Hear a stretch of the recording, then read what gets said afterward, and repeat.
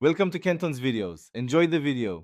In this video, I will explain how to do a self-tax return. First, gather all your essential documents. This includes income statements like your W-2 forms from employers and 1099 forms for other income sources.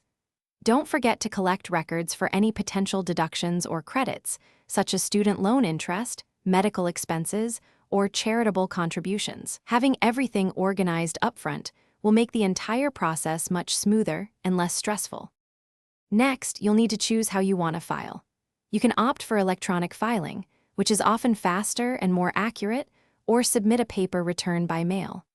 Many people find tax software incredibly helpful as it guides you through each step. Popular options include TurboTax or H&R Block, which can simplify complex calculations and ensure you claim all eligible deductions. Consider your comfort level and the complexity of your tax situation. Now it's time to complete your return.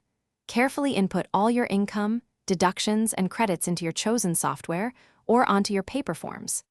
Accuracy is key here. Even small errors can lead to delays or potential issues with the tax authorities. Take your time to double-check every number and ensure all information is correctly transferred. Finally, review your calculated tax liability or refund amount before moving on. The final step is to file your return and keep good records. Make sure to submit your completed tax return by the deadline, which is typically April 15th each year. If you owe taxes, arrange for payment.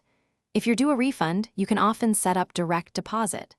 Crucially, keep copies of all your tax documents, including your return and supporting paperwork, for at least 3 years. This is vital for future reference or in case of an audit. Thanks for watching. Consider subscribing if we helped you.